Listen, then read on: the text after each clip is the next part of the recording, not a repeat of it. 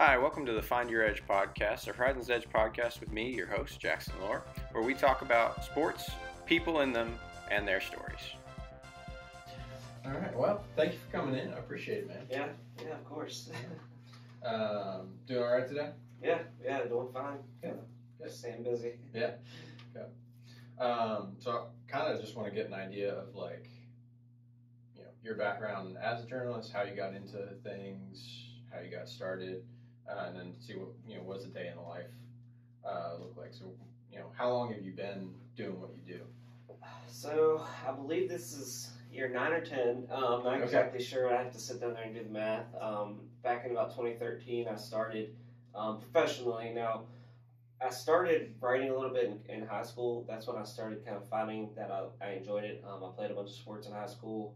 I played 3 or 4 sports throughout the year, and but I was clearly athletically and physically. I knew that my opportunities were limited in terms of continuing after high school. So I started trying to find other avenues to stay involved.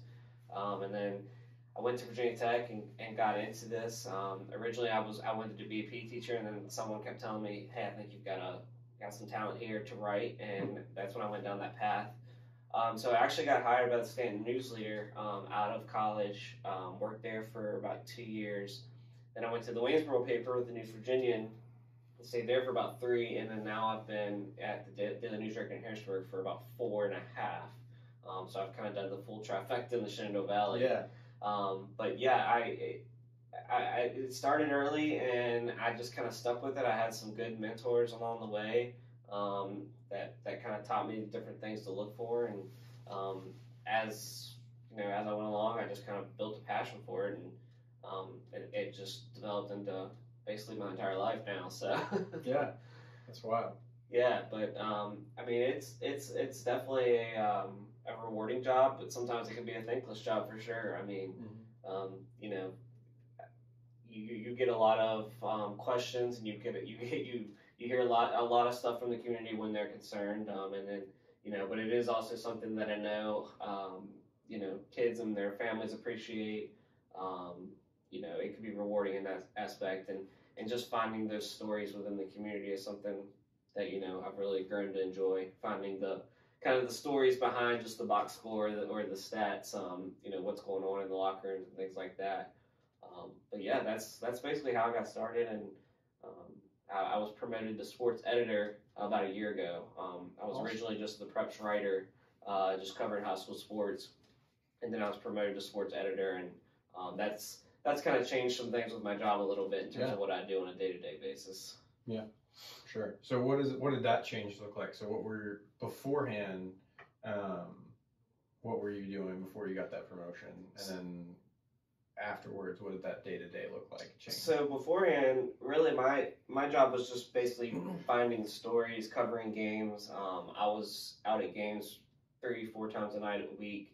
I was writing some feature stories, but it was as simple as once I filed my story, that was it. I'd work on other stories as well, but that was it. It was simply just writing the story, and that was my only role in terms of with the paper. And I had an editor, obviously, that was proofreading my stuff. Where now, I still write. That was something that even when I got promoted, I said I wanted to keep doing was writing, just because I have a passion for it. So I still write, but then I also am designing the paper now. I'm also helping some of our other writers find those stories and kind of giving them leads. I'm writing up the smaller stuff that gets sent to us, the briefs and all those things, and just putting together a budget every day for the paper for the next day. Just kind of more of I have a little bit of hands on everything now compared to when I was just a preps writer. I was solely focused on the high schools, and all I had to do was write my story and submit it. Where now I kind of have a hand on everything, and kind of can shape, make it kind of fill my vision, I guess, a little bit, of how I want it to look and how I want us to do things with the paper. So yeah, that's definitely been an adjustment. I think last year, in the first year as a transition, it was, there were some challenges because I was still trying to do the job that I had previously done, and I was trying to transition into this new role. And I've learned that I had to kind of get hands off a little bit with that and trust the other writers to take care of that, because it was just too much trying to balance it all. I mean, there were nights where I was sitting in, I would go to try to cover football games, and I was sitting in the parking lots, you know, editing pages and just different things, and it was just unrealistic. And so that's one area I think I've had to grow over this past year, and just hopefully in year 2 I'm a little better at, is just finding that balance, because the work-life balance was just not very even last year at all. Yeah. I mean, I feel like there's definitely a temptation in all fields, but especially in sports-related fields, because of the timing of the way things happen, right? It's supposed to be this recreational thing that happens, right? Yeah. But the people who work there, it's like, well, you're working. Right. You're working at those 5 to 9, 10 p.m. hours, and having to turn things around the next day for you. I can imagine like the pressure to overwork is there. Yeah, absolutely, and especially before we started talking about the postseason stuff going on, that's especially when we ramp up our coverage, and I think especially for me, I have a lot of pride in the stuff that we put together, and I feel like I want to cover certain things, and I'll kind of stretch myself thin trying to get everywhere. Just this past Saturday, there was, we had a state cross-country meet in Salem that morning. We had volleyball going on in Elkton and Fort Defiance, all of which are important things to cover. And I was able to, admittedly, something I probably wouldn't have been able to do before, I admittedly was able to say, okay, I'm not going to be able to get to Salem, send someone else there, and then me just focus on volleyball. And that's something that it's very easy to think, okay, let me just drive down to Salem, then I'll drive back and cover volleyball. And by the end of the day, you're just exhausted, and mentally it'll wear you down. I mean, it gets tiring over time, but it's definitely something I've tried to take more time to focus on. And when there's summertime, when there's not a lot going on, I try to use that vacation time and try to enjoy some time away and kind of get that mental refresher. And last summer, I think I did a good job of that. And by the time August rolled around and football was starting, I was, I had that energy. I was ready to go. I was excited. I think that's important to kind of take those breaks every once in a while and just, kind of hit reset a little bit and find that energy again. Because otherwise, it's easy to just get worn down and stretch yourself all the way out trying to cover everything and do everything. Yeah, you got to delegate a little bit, especially in the role you're in now. Yeah, for sure. So talk to me about your writing process a little bit. Like, do you have a thing where you're like, okay, I sit down, need my coffee, I got my stuff in front of me. What does that look like for you? So it's a little different. It depends if it's a game, what we call a gamer, which is a game story, right. Or a feature. Okay. So for a game story, now this has changed a little bit recently because we've had some changes at the paper where we don't have as tight of a deadline at night now. We have to wait a day and all these things. But before, when it was a tight deadline and it was going in the paper the very next day, we'd have a deadline of 10:30. So a game would end at 9 or 9:30. Holy smokes.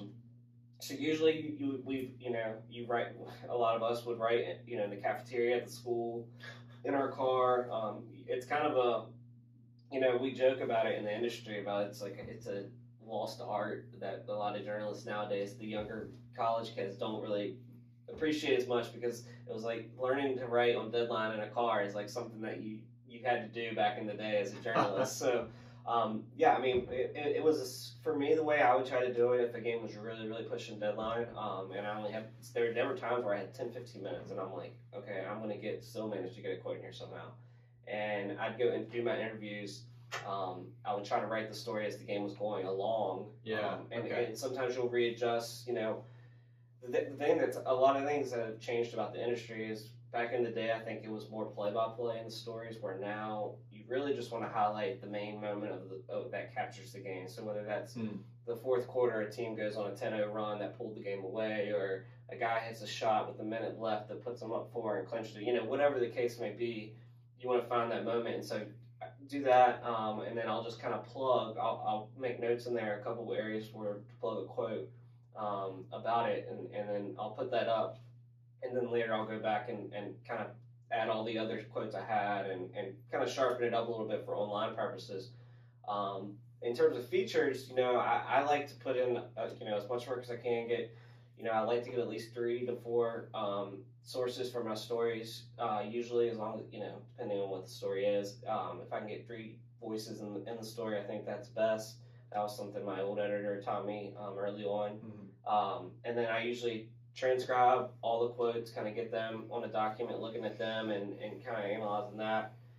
And then from there, I just kind of start writing. I usually try to find something that for a lead to start the story that kind of grabs the reader's attention. And then from there, you kind of mix everything else in between. And then at the end, you kind of circle back to where you started in terms of like kind of connecting it. It's kind of like a circle.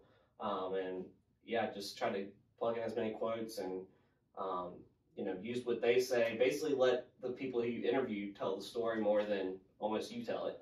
You just kind of, once you get used to doing that, it's pretty simple. I mean, that's why I try to get as many interviews as I can, because the more interviews you have, you let them say it in their words, and then it kind of leaves that gray area where there's no, there's nothing left to be interpreted because they've said it themselves and they've told the story in their own words, and you've allowed them to do that. So yeah, and I'm sure people appreciate that more.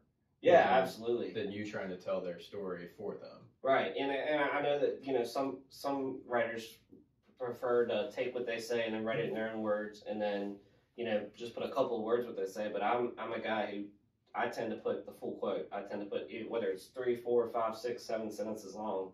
I'll put exactly what they said, because I also feel like it gives it more personality too. I think when you read a full quote that's multiple sentences, you start to kind of hear it in their voice, or you kind of hear the emphasis they're putting on certain things, and I just think it, allows, kind of, again, eliminates that gray area where things could be left, because especially in print, where you can't hear it, you're just reading it, sometimes things can be left, for misinterpretation, and I think, putting the full quote out there, it allows the reader to understand it better, but it also, when you interview someone, they know they can trust you, and you're not going to mix their words up or put them in a bad light. So yeah, that's good. Now, how long? Obviously, you were going after physical education.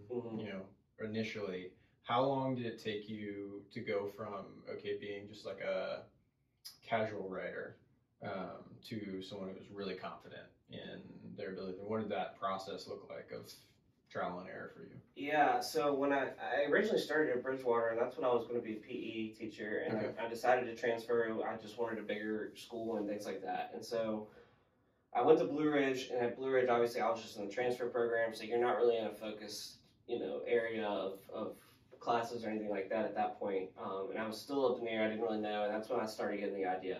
So then I got to Virginia Tech. I enrolled in their communications major with a focus in journalism, and I started just reaching out to different organizations, one of the first ones I got in touch with was the Collegiate Times, which is the student newspaper down there. And so I started writing for them. It's funny because I still have copies of the paper from back then. When I read my stuff then and now, I'm like, oh my gosh, it's like so bad. But it really is. It's a lot of trial and error, and it's a lot of even from 4 years ago when I started at the DNR to now, I think it's trial and error, and I think, I try to give writers now that write for us, I'll try to give them some tips, and I'll try to help, some college kids occasionally and things like that, but a lot of it really is just you finding how you do things and getting comfortable with that, finding how you write. Everybody has a different writing style, and I think, you just have to keep writing. For my writers, I'll be like, hey, here's the story you sent me. Just go back and read it after I've edited it, and let me know, what you noticed and things like that. And so over time, I just got more and more comfortable, and now it's like second nature. I've told people before, now when I go cover a game, it's like I can turn a game story around in 20, 25 minutes if I need to. I prefer not to. I prefer to take my time on it and craft it, but if I need to, I can do that. Just because you get into a flow, you know what to expect. You know about where you want to put the stats. You know about where you want to put this. It just becomes routine, and I think it just has slowly developed over time. I would say, you know, I think I was definitely very very raw as I came out of college. Even still, I think the collegiate times I was getting there. I got better. I eventually became the editor there, and I was doing well. But you're in college, and most of your peers are also college kids, so you don't really have anyone to really critique you and teach you the ways. And then so as I went along, I think from Stanton to Waynesboro and then eventually to the DNR, I think I learned a lot. And I think my first editor of the DNR, Jim Secco, he taught me a lot in terms of just style writing, what to look for, how to word things, different things like that. And I would say just within the last 4 or 5 years, honestly, I became really, really confident and feeling, you know, like I've earned where I'm at now. Yeah. It's a lot of trial and error. Yeah, for sure.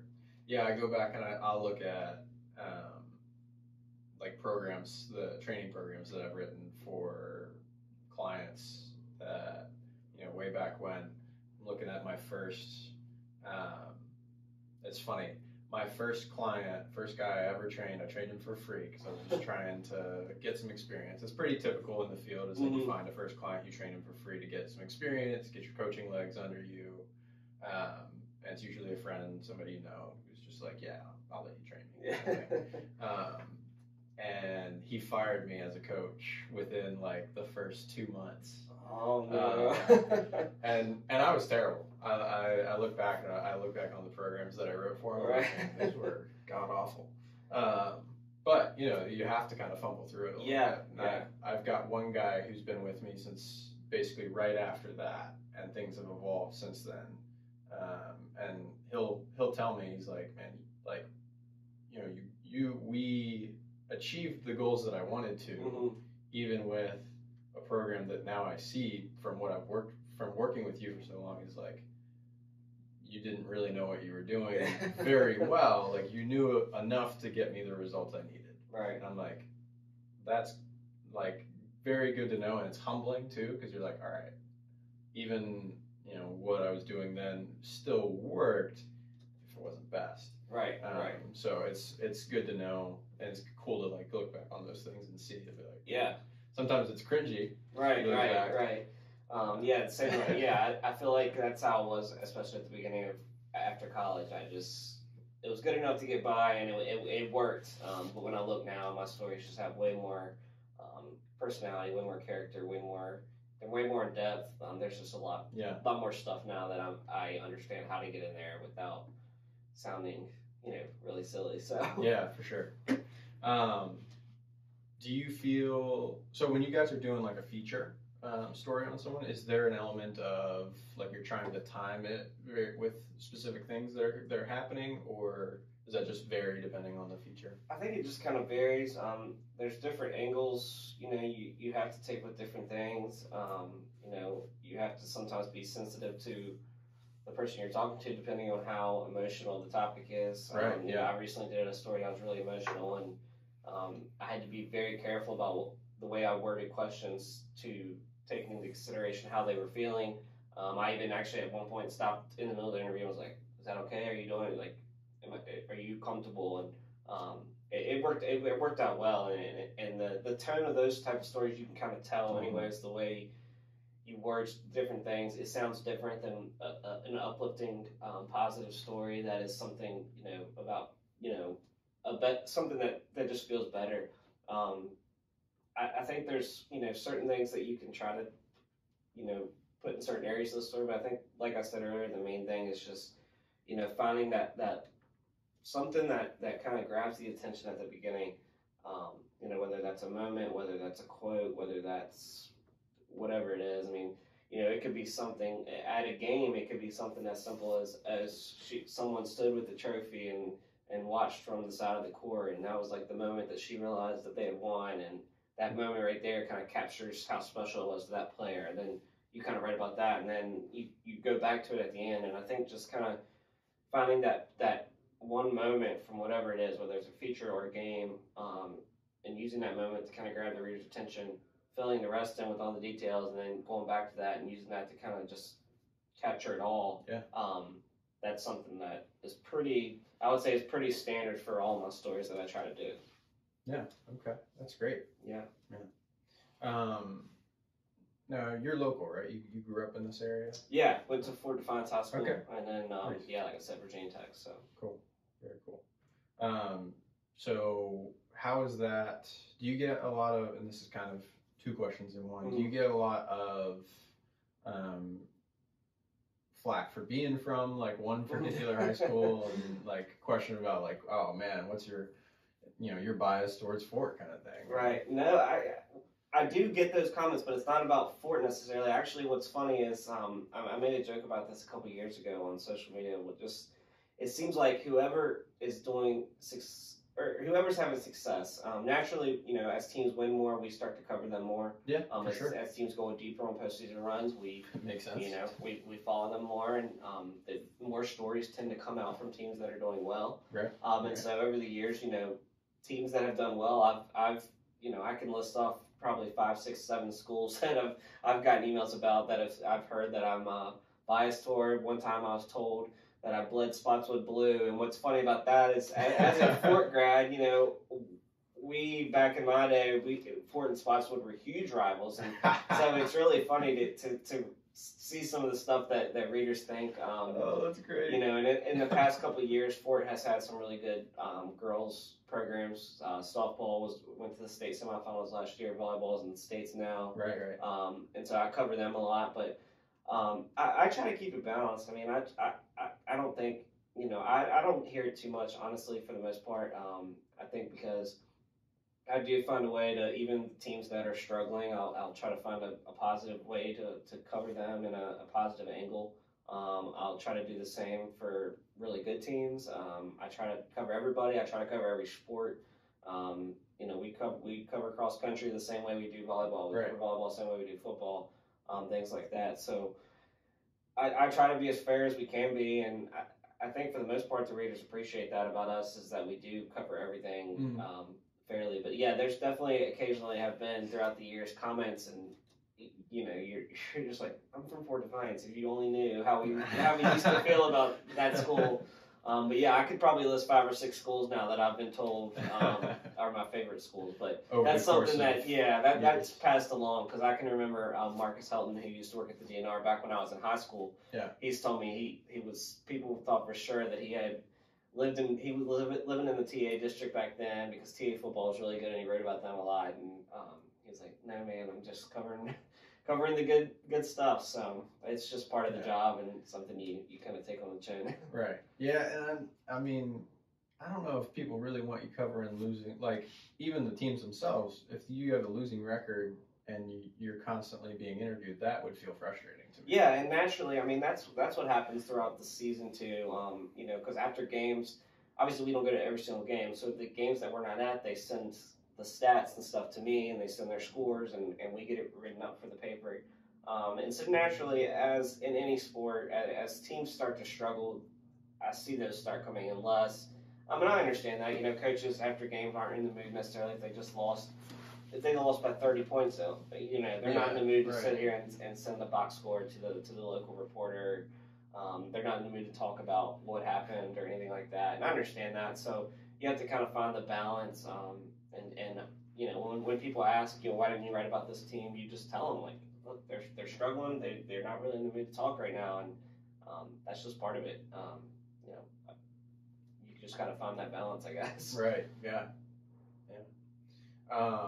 Kind of like the second part of the question is, I know media in general in the last, like, I'd say 6, 7 years, basically most of the time you've been in the field has gotten a worse and worse reputation. Yeah. Is that something that has affected you, or less so because of being a local? I would say a little bit of both. As sports, we try to. I like to tell people it's like we're not. Sometimes you feel like you're not covering real life stuff. It's really because for the most part, occasionally, unfortunately, there are things that happen in sports that where they are difficult topics to touch. Things have happened over the years, but for the most part, we're just having fun. We're covering games. We're getting to watch sports. We're telling you about that. So I feel like that helps in terms of just kind of the dark cloud that's over the media. Mm-hmm. But naturally, there is, this bad perception about media in general. And I think kind of separating what I try to do when people talk to me about it is try to separate, we are local media. We are people who live in your community. Right. We are people, myself, I grew up here. Right. My writers, they all live in Harrisonburg or Waynesboro or Stanton. Like, we have kids here. We have families here. We are all people who want the best for this community. So that's part of where I think, we try to build that trust is, we're not doing this for the money. It's not a high paying industry we're in. It's not something that, we're here to get clicks or we're here to build headlines. We try to do things the right way. And I think for the most part, I know that the relationships that I've built in the 4 or 5 years with ADs and coaches, I know that's something they've appreciated. It's just us, being honest with them and trying to have relationships with them. And if they talk to us and they say, hey, this is something off the record, but I want to give you a heads up, taking them for their word and keeping that off the record. And you can use that information to help you find other stuff or find more stories. But, keeping your word with people goes a long way. And I think we've done a good job of that. Yeah, that's awesome. That's great. Going back a couple of years, when COVID hit and sports were shut down, what did that look for you as a sports writer? That was really rough, and that was a crazy time because I can actually remember we had 2 teams playing in the state championship that year for girls basketball, the Luray girls and the Spotswood girls. Which that would have been like the same weekend, right? Yes, and so the Luray girls were scheduled to play on Friday and then Spotswood Saturday, both in Richmond. So I go down, this is Thursday, the day before, and it comes out about Rudy Gobert and the NBA. Right. He had like licked everything. Yep. And it's starting to like really crank up. And I think that night the NBA announced all the games were canceled that night or something. And March 10th. Yeah. And so then the next morning I get up, I go to Richmond. The game's at like 11 a.m. And I get to Richmond. And the day before the BHSL had announced every team, they weren't allowing fans anymore. Every team could have like 2 people per player or something. So there's like 30 people in the place at the Siegel Center, and we get through to halftime of that game, and at halftime they announced the rest of the state championships were canceled. No. They were going to play one more. They were going to play the Class 2 boys game because they had already started warming up on the other court, but then the Class 3, Class 4, Class 5, Class 6, Class 1, all done. Which included Spotswood. So Spotswood was on the bus, and I think they actually turned around. And then my plan was to stay with a friend down there, and I was going to cover both games. So I went to my friend's house after covering Luray, and I write that story. And I can remember we went to go get something to eat, and like the restaurants were empty, and like all the TVs were on movies because there were no sports on. There was nothing on. It was really just like it was like apocalyptic almost. You're like, what in the world is going on? And then everything shut down pretty quickly. It all happened very, very fast. And then we actually with us at the DNR, we actually, our entire staff, news and sports, we went through some furloughs. We went through I think I had a total of 6 weeks that year where I didn't work. It was 2-week periods at different times. I had to file for unemployment and things like that. So they were trying to keep people in the best ways that they could. Yes. Right. And obviously, there was a lot of questions like, when is this going to get better? And, and throughout all that, I stayed at the DNR, but through it all, I started really losing a lot of that passion that I had built for it. I just started, kind of dealing with some depression and things like that. I just didn't feel like myself. Like getting out and seeing these games and socializing with people, that was like what I've been doing, for years. And so not having that anymore, it just led me to question a lot of things. And I started looking at other career paths and all this stuff. And then by the time we actually got going again, it was probably perfect timing because I had reached basically my breaking point where I was really, really close to just leaving the field. And then, things started back up. And it was weird when it started back up though, because I remember I guess it was the spring of 2021 was when it came back. And, they had to play a condensed schedule. They didn't start the entire VHSL year until like December or January. So they were trying to fit a full year of sports in like 5 months. And so teams only played like 5 or 6 games in some sports, 10 or 13 in others. Yeah. They were playing in front of empty gyms. Yeah. It was bizarre. Playing with masks in Rockingham County. I mean, they were playing basketball with full masks. Yeah. It was just, it was, looking back, like, it's something that I think forever I will look back on and think about. Like, it was just some of the craziest years of my life. Time. Yeah. Yeah. And just some of the stuff that we did and some of the stuff that we were having to do was just really surreal. And then finally, I guess it was that spring, towards the end of that spring, and then into last fall and last year was when they really started to get back to normal. And I just remember the first couple of times where we had big games and the crowds were really there and the atmosphere was back. It was pretty cool and pretty special because you're just like, it makes you really miss it when you don't have it and you're covering these games in empty gyms and you can hear every little sound. It's like, this is not the same as when you have all the fans and stuff here. So, yeah, that was probably one of the more difficult times I've had professionally and personally. It was just really hard at that point. Yeah. Man, well, I appreciate you sharing that. Yeah, for sure. Yeah. What was it, so for you, like, what was it like that first game with fans again? It was like, it was almost just surreal. I mean, you just kind of forget what it's like, you know, because one of the last games I had covered before that, before COVID was, obviously that state championship game, but before that, there were state semifinals at Spotswood. And Spotswood obviously has one of the bigger gyms in the area. I mean, it was packed from the floor all the way to the ceiling. People standing room only. Like, it was one of the best atmospheres I've been in. Tyler Nickel playing for East Rockingham. He's now at UNC. He was having a big game. People were, you know, back and forth.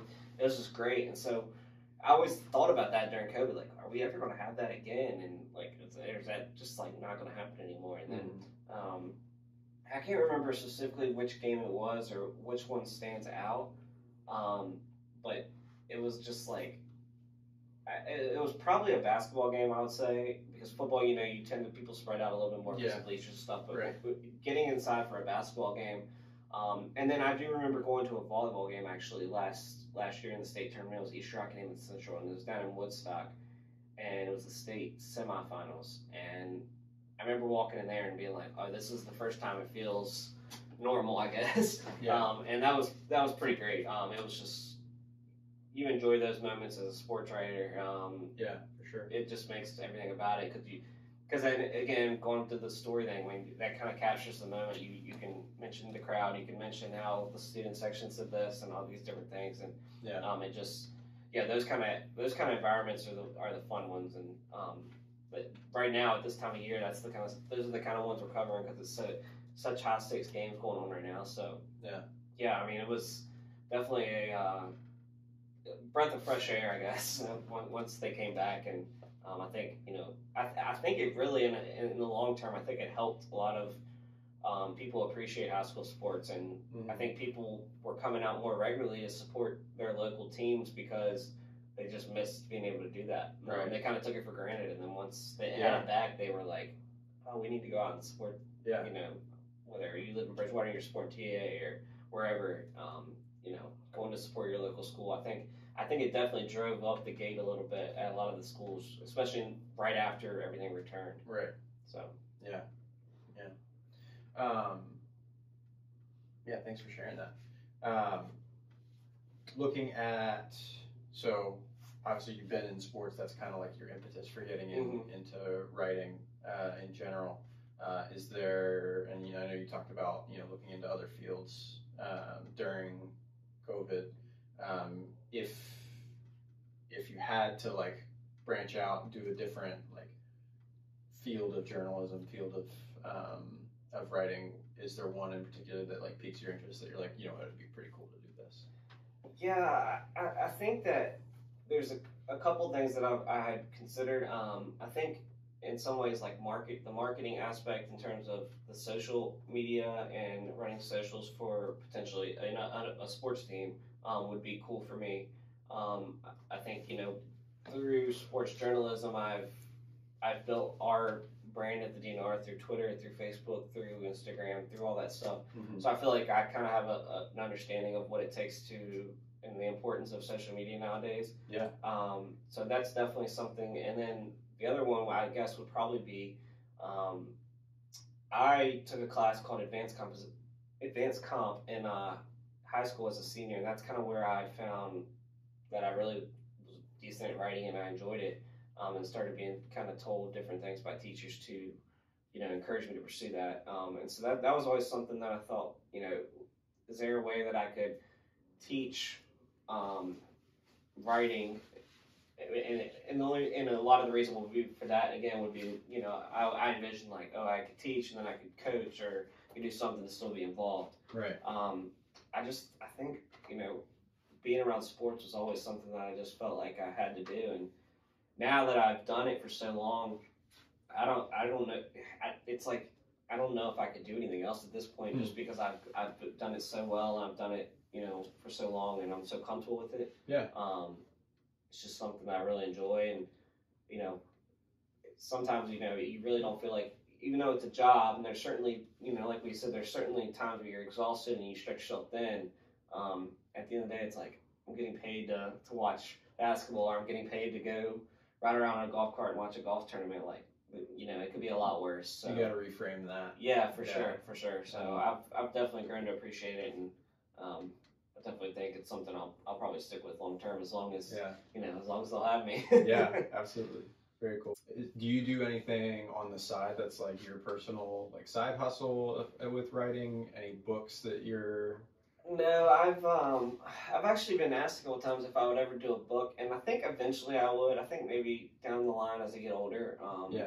I think there are a lot of local potential. There's local stories that could potentially be turned into a book. You know, we've had some really historic programs right here. Right now, Riverheads football is one that has won 6 straight national championships or state championships. They had the national winning streak that was on the line. Things like that. You know, we've had Stanton basketball at one point was really good. Right. Spotswood girls basketball has been a dynasty for a while. So there's different things like that I think would be cool, or even some college angles. You know, maybe depending, you know, what happens with certain players, if they go on to the next level, that might be something that you could pursue. Right. But yeah, currently no, there's no real side hustle. At one point I did some, you know, occasional blogging for different companies and stuff like that. But for the most part, yeah, my focus has been just local sports, and that certainly takes up enough time on itself. So. Yeah, for sure. Well, cool. Anything else you want to add before we finish up? I don't think so. Just yeah, it's crazy when I sit down and think about how long I've been doing it now. It doesn't feel like that long. So it's kind of crazy to think it's almost been 10 years. It's good to reflect. Yeah. It's, I don't know, it kind of makes me feel old a little bit. So. Just getting more experience. Right. Experienced. That's what you want to go for. Yeah. Yeah. Very cool. Where can the people find DNR? So yeah, I mean, we have Twitter, DNR_sports. My Twitter is VT Cody, and then from there, we're on Facebook. You got News Record Sports. You just look that up. Instagram, all of that stuff. Okay. Yeah, we try to stay pretty active and pretty regular on there. So there you go. All right. Well, thank you, sir. Yeah, man. Appreciate it. Awesome. Thanks for coming in. Thank you. Thank you guys for tuning in and listening. I hope you guys enjoyed it. If you did, be sure to like and subscribe.